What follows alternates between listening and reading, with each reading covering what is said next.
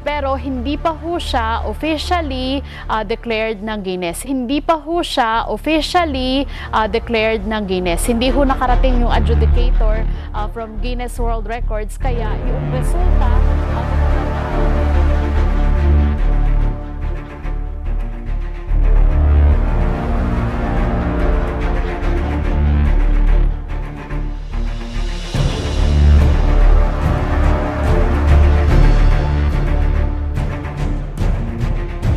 nagkaroon kasi ng miscommunications kahapon at sa social media kumalat na